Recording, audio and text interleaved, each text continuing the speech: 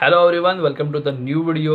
और इस वीडियो में मैं आपको कुछ ऐसी चीज़ें बोलने वाला हूँ, बताने वाला हूँ जिसको आप ध्यान से सुनना। ठीक है, मैं जनरली ऐसे मेंशन नहीं करता हूँ, लेकिन क्या होता है कि सब कुछ बताने के बावजूद भी अगर वो आप डाउट पूछते हो तो इट्स क्लियर मैसेज कि आपने कुछ सुना नहीं है, भगा भगा के वीडियो देखा है।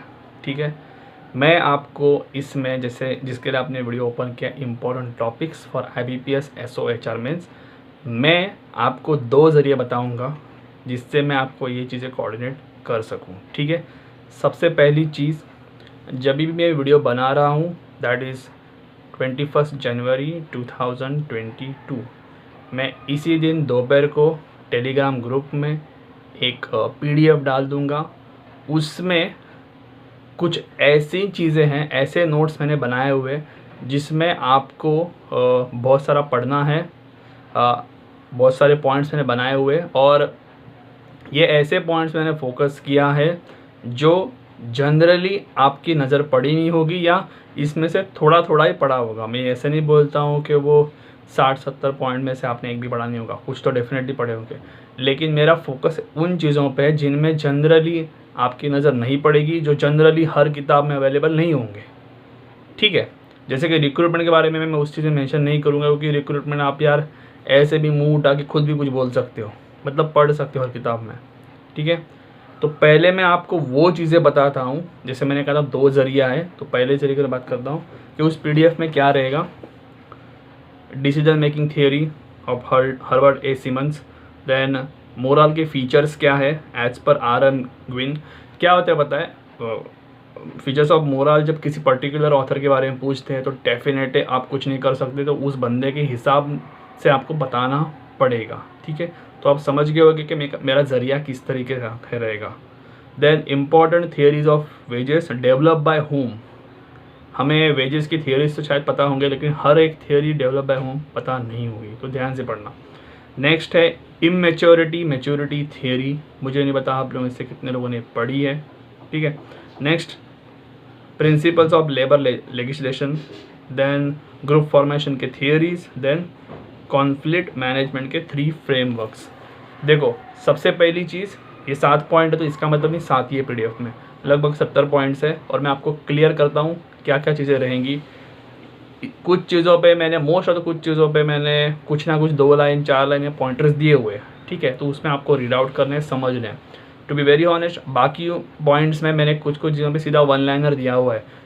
उदाहरण के तौर पे कहूँ तो ट्रांजैक्शन एनालिसिस मैंने सिर्फ पॉइंटर लिखा है, उसका कुछ लिखा नहीं है। इसका मतलब ये आपको चीज़ पढ़नी है। अगर आपने पहले से पढ़ी है तो ठीक है, आपका हो गया वो, लेकिन नहीं पढ़ी है तो कहीं ना कहीं मैं आपसे ये कह रहा हूँ कि बेटा ट्रांजैक्शन एनालिसिस पढ़ो।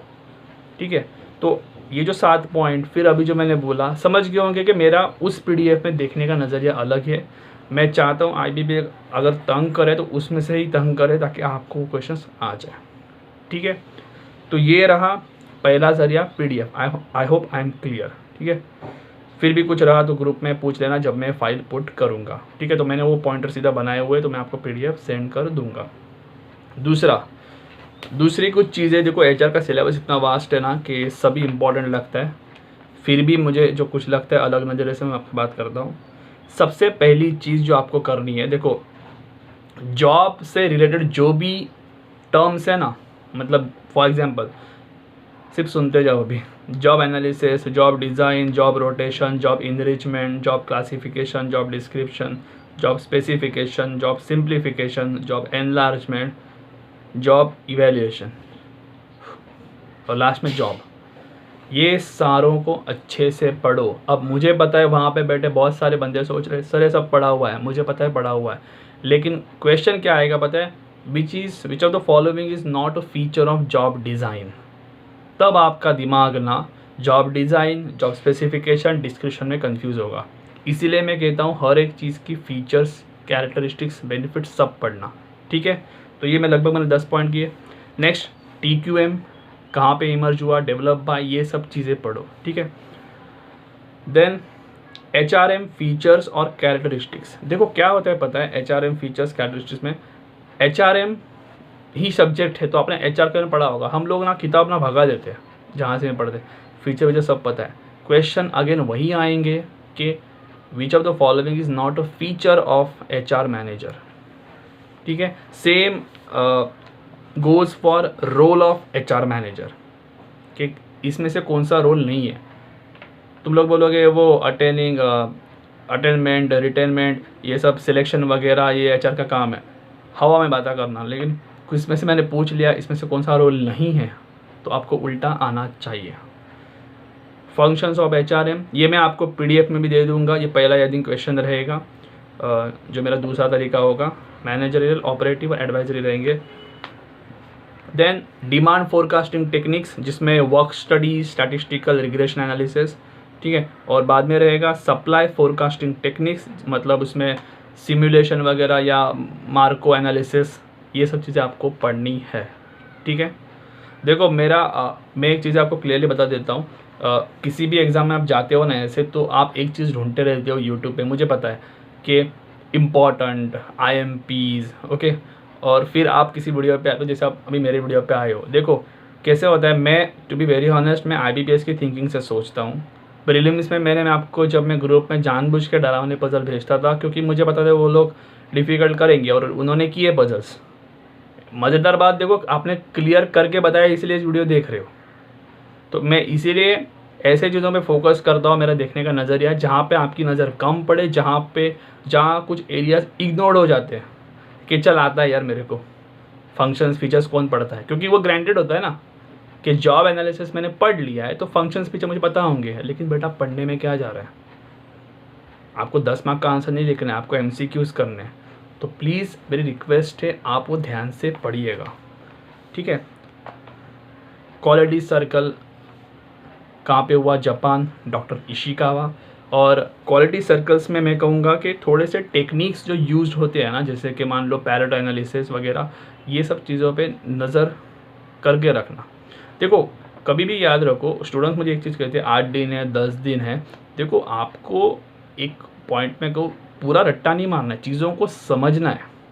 जितने इजीली आप रिक्रूटमेंट ट्रेनिंग को समझते हो ना, कि internal source of recruitment, external source, of the job training, on the job training, वैसे ही चीज़ों को ना समझो तो 1 या 2 रीडिंग में आपको वो जहन में बैठ जाएंगे। नेक्स्ट है सेंसिटिविटी ट्रेनिंग, इसको 2 नाम हो रहे हैं, T ट्रेनिंग या लेबोरेटरी ग्रुप। ठीक है, मैं सिर्फ आपको इसमें सिमिलर नेम्स दे रहा हूँ, इन पे पढ़ना।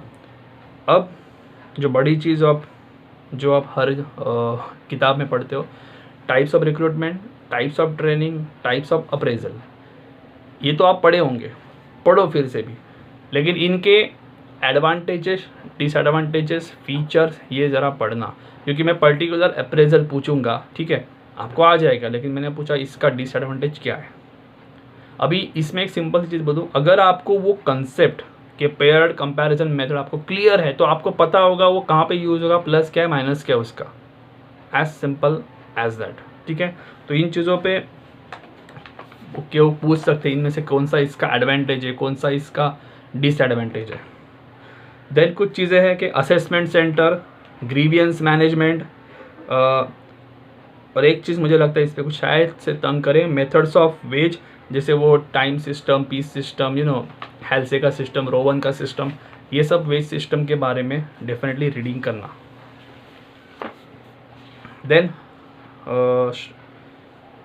स्ट्राइक्स जो यूनियन रिलेटेड है, टाइप्स ऑफ स्ट्राइक कितने हैं वो भी आप पढ़ो। मैंने वो आई थिंक 2 दिन पहले भेजा भी था ग्रुप में।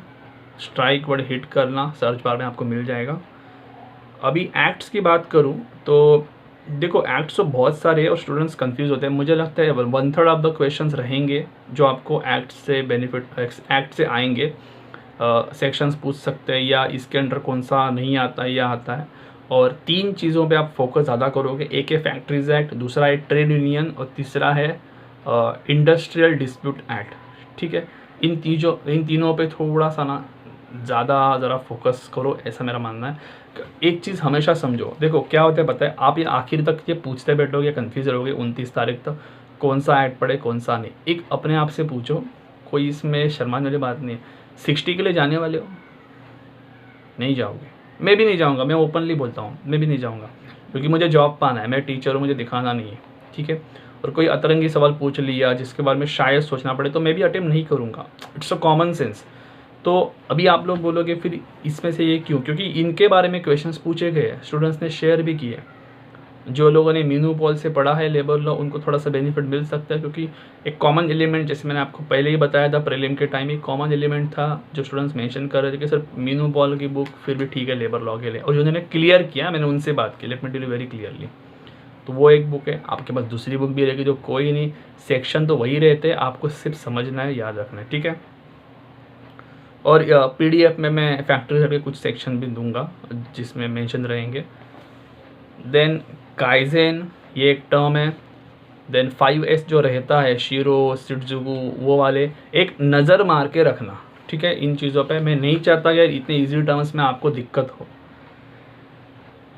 देन कुछ ट्रेड वे है, types of interview, types of transfer, types of organisational structure and organisational change, और जोहारी विंडो। और एक चीज़ है जो मैंने जानबूझ के लिखा है, देखो करियर पाथ पता होगा, करियर डेवलपमेंट पता होगा, मैंने जानबूझ के एक टर्म लिया है करियर एंकर, ठीक है। अभी वर्ड से भी मतलब निकाल सकते हो, या जिनको पता है, नहीं पता है तो ये पढ़ लेना। नाउ अंडरस्टैंड वन थिंग, मुझे जितना बताना था पॉइंटर्स वाइज मैंने बता दिया है। अब एक कुछ दूसरा बात करता हूँ, मैं एक समराइज़ कर रहा हूँ। मैंने 2 तरीके से आपसे वीडियो में बात की है, एक PDF जो मैं आपको दोपहर तक भेज दूंगा जिस दिन वीडियो भेज रहा हूँ। दूसरी चीज़, आप ये वीडियो उस दिन ना देख के कुछ 22 को 23 को देख रहे हो तो भाई मीडिया में जाके चेक करो, फाइल डेफिनेटली अवेलेबल रहेगा, ठीक है। अब देखो, पहली चीज़ आप मेंटली थोड़ा सा काम रहना।